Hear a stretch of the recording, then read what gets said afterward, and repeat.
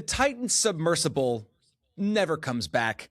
Trump is indicted 417 times. There was a fucking Chinese spy balloon and a July to remember, aka Barbenheimer. Welcome to 2023. I'm Adam.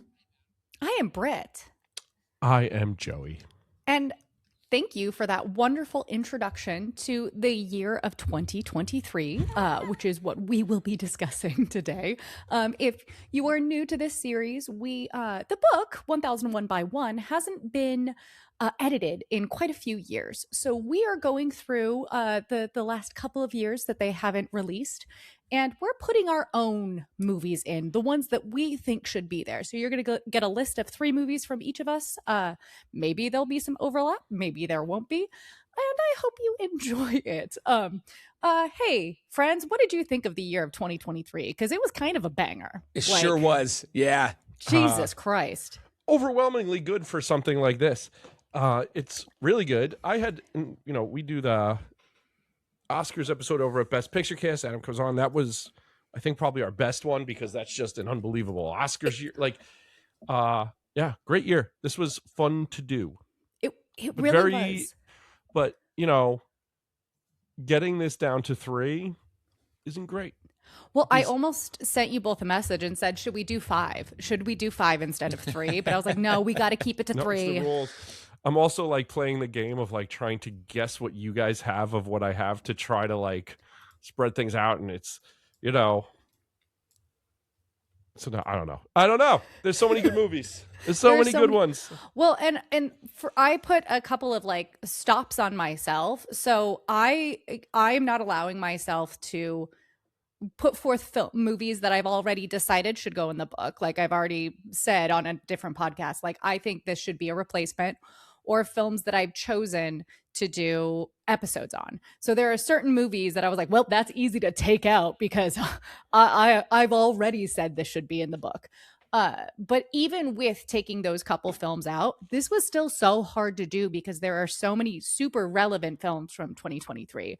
It was just such a killer year. I on the last episode, because I was so frazzled with ending the show and everything, I was like, I don't even know what movies came out in 2023.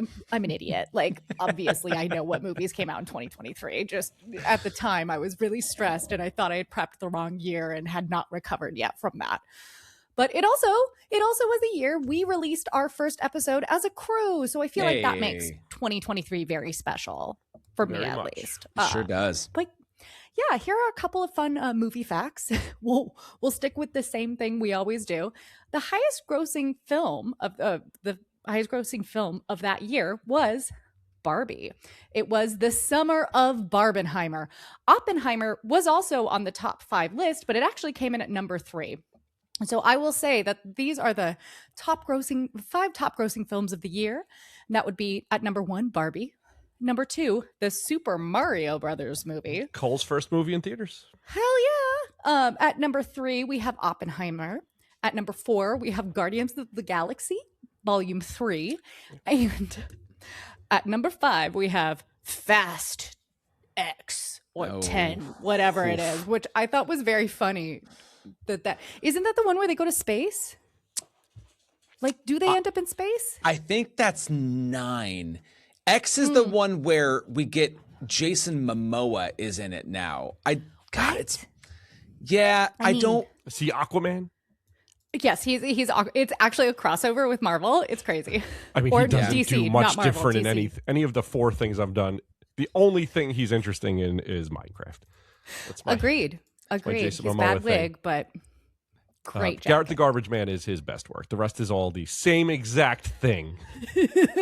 Wow. I think most people would agree with you. I agree with you. I think it's a hot take. And most people.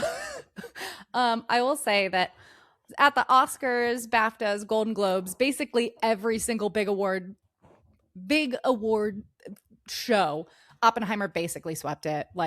It was always going to be Nolan's year, unfortunately.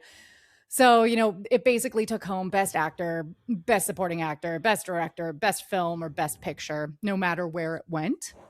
There was a bit of a challenge between Lily Gladstone and Emma Stone.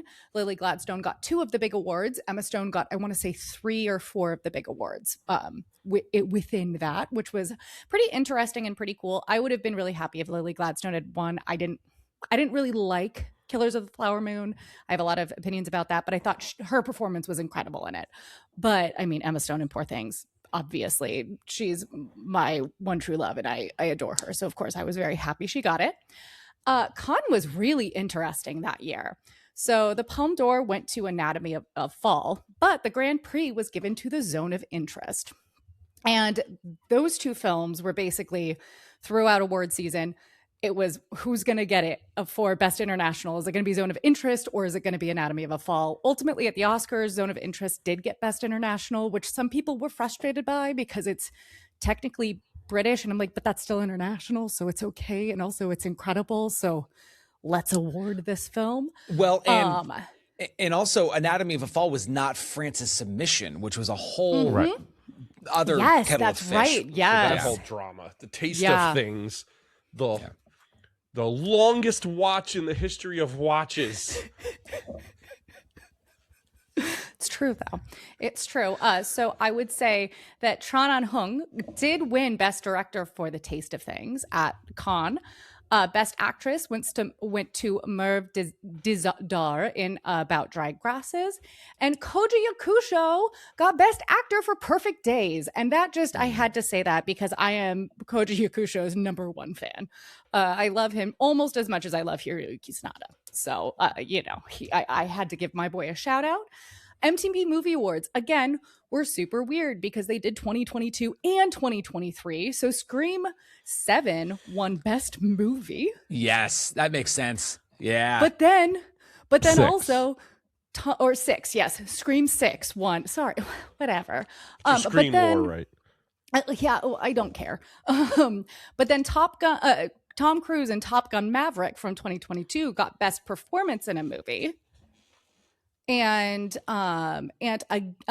Elizabeth Olsen got Best Villain in a Movie for Doctor Strange in the Multiverse of Madness. And then again, some people from Outer Banks won Best Kiss. And I don't even know what Outer Banks is. So is that a reality show? It's a show. I don't think it's a reality show. It's a teen drama. Oh, it's not a reality thing? Wasn't some guy on The Bachelor was on it? Well, he had that was acting. Okay. Yeah, he was acting. Well, I've never seen this stupid. So show. yeah. Oh, and also Courtney Cox got Best Fight in Scream 6 for Courtney Cox versus Ghostface. She didn't do well in that fight. Totally memorable. Totally memorable. That whole movie is really, really memorable. Worst killer reveal in all of the Screams. I agree. It was so disappointing. Are we sure it wasn't the most recent Scream? I won't see it. I won't watch it. I am a supporter of the most recent Scream. I enjoyed it. And it was way better than 6. I refuse just because of all of the terrible things that happen behind the scenes. But well, yeah, fair enough. That's the hill I'm going to die on, apparently, for Scream 7. Great. I can't imagine what would have to happen for me to stop seeing the Scream movies. It's just, I'm real bought in. That's okay. That's fair. Okay, I'm ready to do my list. Are you both ready with your lists as well? Yeah. Not really, to be completely honest. This is well, I'm going to go first this time. Thank because God. Yeah, I'd like to go last. Great. We'll go me, then Adam, then Joey. Okay, so my first one on this list, and this is going to surprise nobody, I'm going with Barbie. It's very interesting, the revisionist look at this film where many people are saying it's not as good as it is. And it pisses me off because, yes, it might be Feminism 101, but God damn it, this movie might be the only reason some people understand what Feminism 101 is. And I think it's super important. It helped revitalize movie theaters. And God, being a part of Barbenheimer was such a fun thing. Like, I remember going to see this in the cinema, and it was a packed house, like all 3 times, because I saw it 3 times. Everybody was laughing hysterically and crying. Great theater experience. It was such a moment to experience it with everybody else. And it was, the amount of people that you would not expect to be in that theater that was just brilliant and beautiful. And I love Greta, and she was robbed a director nomination for this. And I adore this movie. I'm wearing a Barbie shirt right now because I have to represent my girl. And go Greta. I love you, Barbie. I love this movie. I think Joey and Kieran gave me shit because it was very high on my my list. I like it a lot. You guys gave me shit. I think they just like to give you shit. How high it was on my list. I thought it was the perfect height. I liked where you had it. I think what, just because I don't want to repeat a ton of what you said because I agree with everything. Just to enhance the cinema experience, we took the girls, and this was a couple of years ago. So like Sophie was like 7. But like the thing is that it's broad enough that like there was stuff that she liked, there was stuff that Stella liked, and then there was like jokes that Melissa and I would kind of like nudge each other like that was good, right. you know. And yes, what a classic cinema experience. I will definitely remember this for a long time. Listen, and we got a great Oscars moment from it. I know that's not what we're doing here, but you know, Gosling singing is unbelievable. Like it was a real thing that happened. I think it's a real good movie that I enjoyed, and just super fun stuff. Nothing. I think it definitely belongs here. Thank you. I agree. I think I don't know if I've told you guys this before, but it was Ken discovering the patriarchy was so funny in the cinema that Neil almost had to leave because he could not stop laughing. Like he kept laughing and everybody around laughed and then stopped and then like started laughing again because he was basically crying laughing during that moment because it was so perfect. And that's just like how it went. Barbie forever. I've seen it so many times. The same thing happened with me. It was when he starts singing Push to her, I laughed and then had to stifle it. And then when they end up on the beach and it's all of them, it just came back up. It was like 2 minutes later and I was still fucking crying. Like that's how effective that movie was. Yeah. Like that was Neil. Yeah. What such a fun theater. Me and Kristen saw it on like a Saturday morning because that's when we could get like I seen Oppenheimer like the night before, and then me and Kristen, and it was just so much. It was packed. Everybody was in. It was great. I'm so glad we're all on the same page on that. Makes me happy. Adam, what's your first one? Well, these are not really ranked. And my first one, ranked. I'm just gonna go very obvious, and we might as well complete the second half of what made that summer so monumental, which was Oppenheimer. I wasn't quite sure what to expect from the movie, just honestly, because like he's done prior to this, it was a lot of action, like a lot, like, and Tenet was like a misfire. But like Tenet, Dunkirk, sure. you know, it was all of these very high octane movies.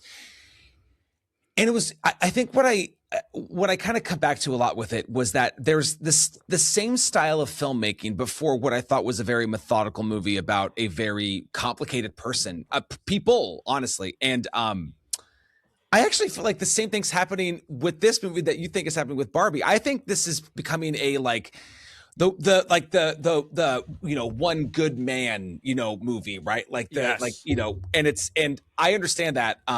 But I mean, I can't deny the performances, the filmmaking, the storytelling. It all works. I mean, there's just not a misstep in how the movie was made. So I think it should be in the book. I think it will be in the book.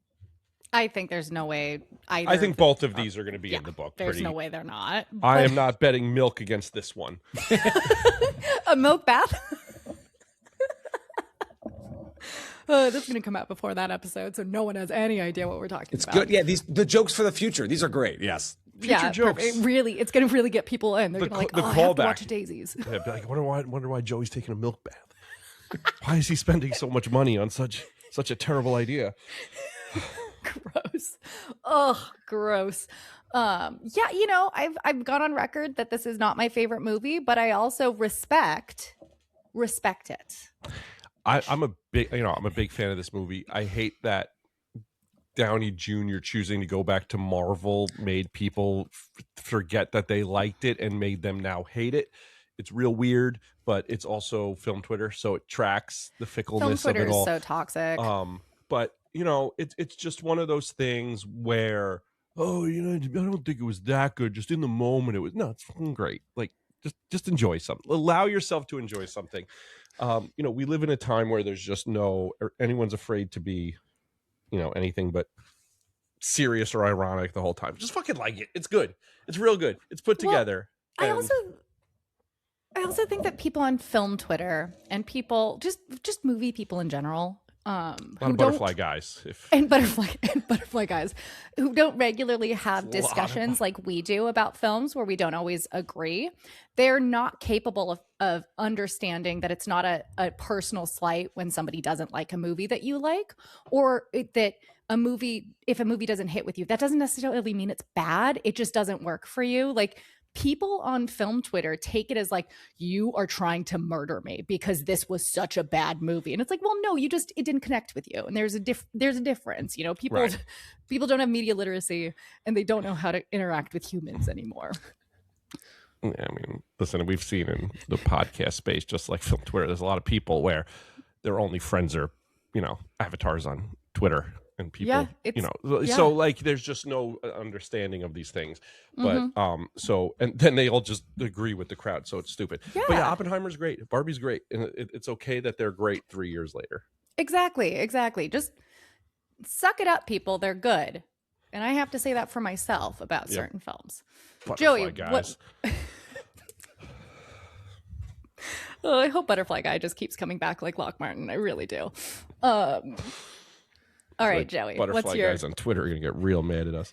Anyway, my number 3 is The Iron Claw, directed by Sean Durkin. Yes. Really hard to watch movie that they had to lighten up the real life story they were writing on because it was so much more devastating. I think there's a great lead performances, a lot of great supporting performances. I think everything about this movie works. I cried at the end of it every single time, and I will continue to watch it. I think it does everything that it's shooting for correctly. This movie got me into wrestling. I'll forever be grateful to it for that joy in my life now. Yeah, I really thought Holt McCallany had a pretty decent shot at a supporting actor nomination. I didn't know would have been deserved. How it would have fallen. I mean, and that's the thing too, is it's a really talented ensemble. And like you honestly, like a few years earlier, you could have seen this been nominated for best casting, just because there's a ton of good choices in there. But yeah, a very, very solid film. And yeah, the toning it down is crazy. The fact that they had to make it, just how fucking devastating it was. I actually think I know who I would take out of the best supporting actor role. I can read off who we have, and you two can make your own choice if you'd like. Sure. Let's go. Robert Downey Jr. for Oppenheimer, Sterling K. Brown for American Fiction, Robert De Niro for Killers of the Flower Moon, Ryan Gosling for Barbie, and Mark Ruffalo for Poor Things. I know who I'm taking out. Oh, I take out De Niro. That's fair. I was going to go Ruffalo, personally. See, I think either of those two. I'm leaning De Niro, but I think it could be either of those two. Yeah. Agreed. I'm fine with either of those. Holt's better than both of them. Yes. Yeah. Oh, 100%. But I think Efron, very deserved lead. I mean, agreed. Listen, I love Coleman Domingo, but Rustin, you're telling me that that's better than Zac Efron's performance? I mean, I was going to go with Bradley Cooper for Maestro, personally. Like, I can't either. Take both. Take them both out. Better than both. Better than both. I really think that The Iron Claw was totally overlooked. It came out. It was like, I think it was released like 3 days before Christmas, limited. It was very didn't late. Get a full release until New Year's week, like New Year's Day. Yeah. Like it was a really weird release. And it was an A24 pivot because they had Past Lives and Zone, and I think they put their chips in, There's too many things. Yeah. Like, that's something if like Neon distributed it, maybe it gets a little bit more because it's, it's just, these smaller studios do great things, but there's only so much energy to go around. I also just think it's kind of bullshit the way that the whole way that you have to promote things for these award seasons. It's so uneven. You also have to pay to get, Not, Yeah. you have to pay to submit things. Like, it's not like this is free where they're just like every movie's eligible. Like you're all paying $7,000 for all these things. Like, it's not like it's cheap. So, you know, there's a benefit to the bigger studios. I think our first ones were all great. Great job. We've done well. Let's go to number 2 now. So for me, number 2, I'm going to go with what's my personal Oppenheimer, and that's Godzilla -1. Good choice. So here's the thing. This film is so important. This film is because Godzilla started out as a movie that is about how the Japanese were dealing with the trauma post-nuclear war. And this film, I remember watching it and just sobbing at the end of it because it has so much heart, and goddamn, those effects are amazing. I love this movie. I think everybody should watch it. I'm just blown away by it. I've seen it a couple of times, and each time I feel like it's getting better in my book. And also, creature features deserve to be in this book. Modern creature features. This is a great showcase of not only a story that just like hits you right in the gut, but also fantastic CGI. So Godzilla -1. Great. Love it. I've only seen it once, and I was, when they re-released it, it was the Godzilla -1 color. So I still haven't even seen it in color yet. So that's my God. cool. I think both are good. I really do like it minus color, though. I think it's really good in black it and white. really made it feel like the OG, like old school Godzilla. It was really cool. Yeah. It made me want to go back and rewatch a bunch of Godzilla movies, and then I was like, oh, I don't really like these very much. Like, they're not for me. They really aren't. Because I've been I'm not a watching creature some of feature them. person. I've been, because Cole's like, and so we watched like the few America ones. So we've been going back and watching, and he does not read fast. He's learning how to read. He does not read fast enough. So, but whatever. It's a monster movie. He gets the gist. He doesn't need the whatever. So they're super fun. I showed him the trailer for Godzilla -0. He goes, it looks really good. What's going on? I was like, might be a vibes movie for you, but we're going. Well, here's the thing. It must be great because you reading the subtitles, you can just be like, he goes, oh no, big monster. Like, you can say whatever you want. You don't have to say what it actually says on the screen.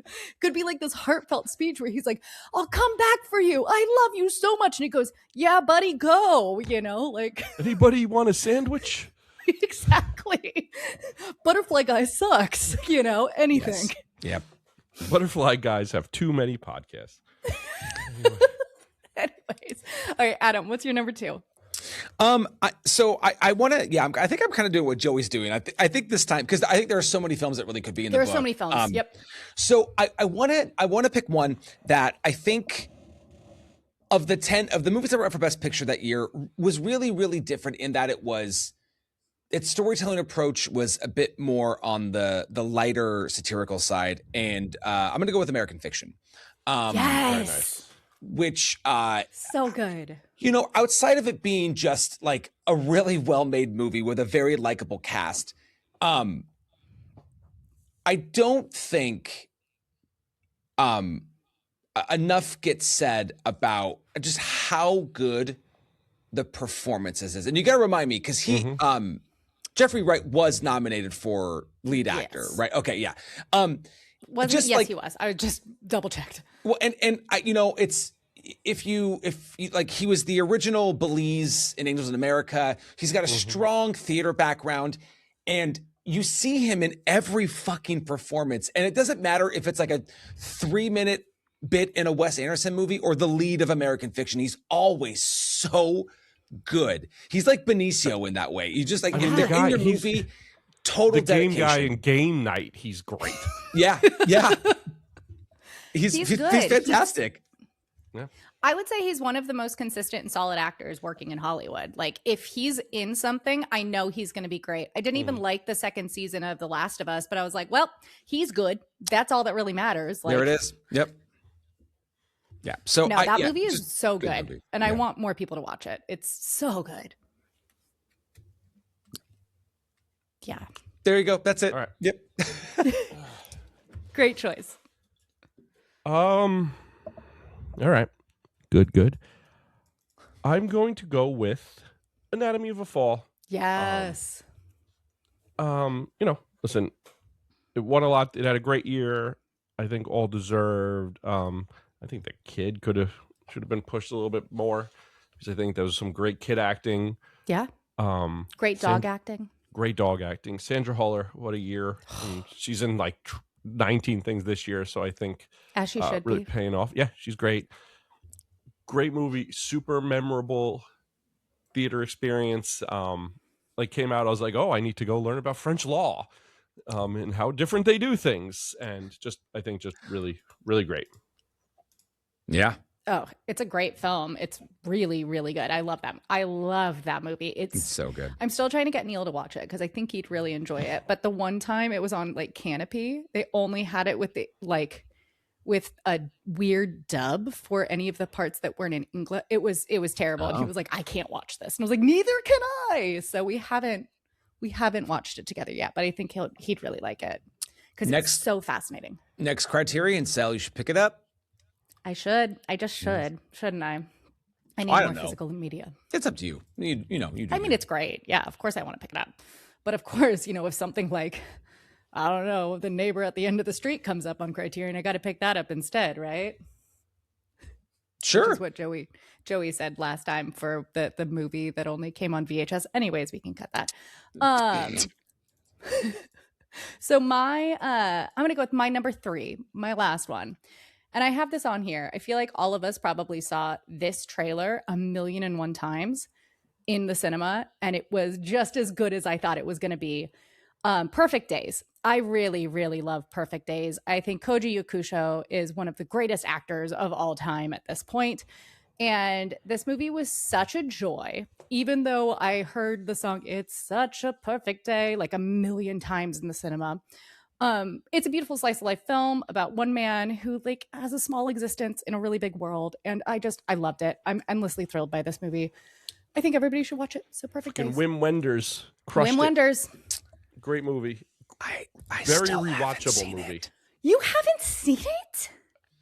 And I feel like you could potentially like it more than both of us. You might hate it, so maybe don't watch it. No, I doubt Just I will hate disappoint it. me. I doubt I will hate it. You hate After Sun. I do. That's true. I just don't think he watched it. I think he just watched something else and just He was he's like committed scrolling to on the his bit. phone the entire time. Believe you me. Nope. In fact, that is not true. I earnestly watched that movie. Sure you did. Sure. Fucking bullshit. Oh, goodness. But yeah, Perfect Days. That's my third one. Great choice. Adam, what's your third one? Man, some of the honorable mentions have already been said or chosen. I think I kind of got a good idea of what Joey's one is going to be.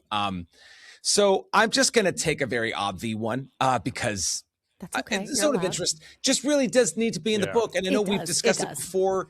It was so high on our 25 for 25 that we did. It is such a unique film in its storytelling and its filmmaking.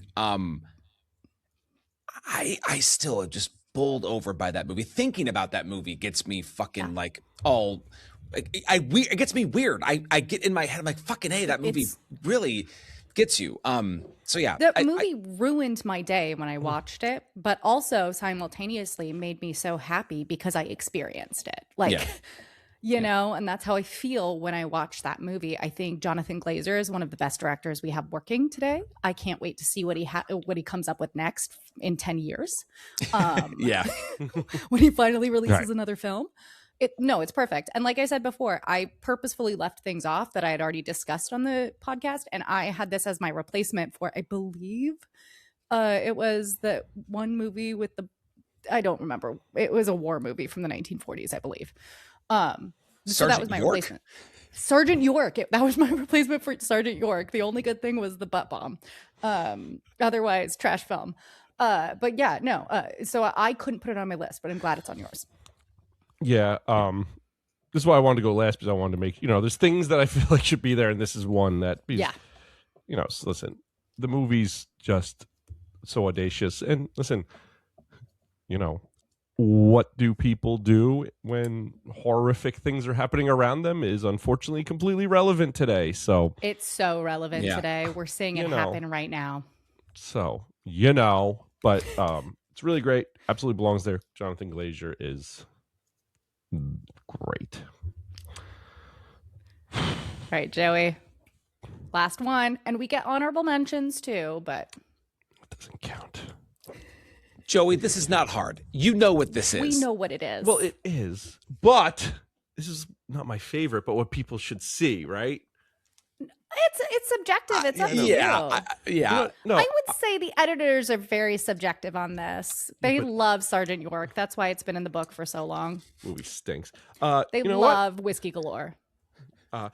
You know what? Because I know what you guys think, and I'm not going to do that. I'm going to go with Beau is Afraid. Oh, that was on my honorable mentions. Because you know what? Beau is Afraid is Not great. Past Lives? It's my favorite movie of the year by far. Yes. But you guys were dicks about it, so I'm trying to predict what I'm doing. So yeah, we're going Beau is Afraid. Because you know what? Everyone should see Beau is Afraid. Because it's insane and super but it does a lot of things, and I think it does it well, and I think it's hard to watch for a lot of reasons, but for those reasons I think people should watch it. I'm not saying you're gonna like it, but I think you should watch it. I was going to say, I don't love Beau is Afraid, but I do think it's a worthwhile experience that people should Kristen got watch. actively mad at me. She did not Yes, like it. yeah, But I I do think remember it's that. but I I'm happy she saw it. Yeah. Because I think it's yeah. great. I think it's great. But yeah, Beau was Afraid. I agree with that. Yeah. That was on my honorable. Two things. One, best use of a Mariah Carey song. And two, the reason why it didn't actually make my 3 is that when we get to 2025, a different Ari Aster film is probably going to make. I am very 3. purposely not looking ahead for that reason, Blair. There you go. See, here's the thing. Yes, no, I agree. I agree with that, Adam. I strongly agree with that. So love that. Okay, these are 3 very good lists, I think, and very diverse lists. So do you guys have any honorable mentions that you would like to say? Yeah, my favorite movie of the year, Past Lives. Yeah. Yeah. That's it's fair. so good. Love It's that so movie. good. I didn't put it on my list because I assumed it would be on your list. Yeah, that's fair. thought All of that Us would, Strangers was also high on Yeah. mine. La Chimera, which you'll hear me talk about in the future. Those are big ones. I have Monster, which was, I think, just a very underrated film. I believe it's on Criterion right now. It's about 2 boys dealing with being adolescents. It's very good. Oh, I watched that. It's very good. It's just way too long. It's really long, But too it was long. my. But it it's was very like good. It was my number 4. It was like. I was Yeah, like, "Oh, do I put Godzilla -1 or Monster on there?" And I went with Godzilla -1 because we need Godzilla -1 in there. Yeah, I watched that before when we started talking about doing this. I watched that. It is very good. I think it's very important, but it's an hour too long. It's very long. Yeah. I would say, obviously, I'm a huge fan of Poor Things. I think Poor Things deserves to be on this list, but I'm doing an episode on it next season, so I feel like I can't put it on the list. Like, that would just be rude. And there's so many other movies. I was like, no, there's so many other movies. Don't just say the same thing that you've said forever. I really do think that The Boy and the Heron is great and a really amazing Miyazaki film. So I think it's totally worthwhile of being on this. And this one, I don't think anybody's going to agree with me, but I really loved El Conde, about the vampire. Wow. communist Yeah. thing. Wow. That's a pass I for love me, that but movie. Oh, I it's loved that beautifully movie. shot. I mean, Loved it. I thought it was so interesting. So those are the ones for me. Yeah. I only have one because they've all either been chosen or said as is the Holdovers. I actually think Giamatti's performance The Holdovers might is be so my good. And Holdovers Performance of the might be year. in the book. Yeah. I think it will be. That's great. But that's the only one. My only honorable. Such a good movie. I really like The Holdovers. That was that should have been on my my honorable mention. So thank you. Great. Let's go through and say our list for everybody. Just because why not? So my list is Barbie, Godzilla -1, and Perfect Days. I had Oppenheimer, American Fiction, and The Zone of Interest. And I had Iron Claw, Anatomy of a Fall, and Beau is Afraid. Love these lists. I am so proud of us for managing to narrow down 3 movies each from this like monster of a year. Just absolutely bonkers. Next up, we're going to be doing 2024. which I was just about to say, I don't know what movies came out in that year, but we got quite a few movies. That's the year of Honora. That's the year of Conclave. That's the year of The Substance. Like, we've got plenty to dive into for that one. So I'm pretty excited about it. I think it'll be fun. Yeah, that's and one I also where think, well, I was going to say, I think it's the first year that I actually went out of my way to watch as many of the Oscar nominated movies as I could. I think this will be a list, at least from my perspective, where I might only pull one from the Oscars because I didn't really like that year as far as Oscar movies go. So I think our list will be quite esoteric. I think the next year. I totally agree. And I also can tell you, I think there's one movie that will not be on anybody's list, and that is Amelia Perez. Oh, boy. Oh, Mall. Isn't that the stupid song from that dumbass movie? Yes. Oh, but, you know, until next time, go watch some 2024 movies and tell us what you like. We might like them too. Who knows? Bye.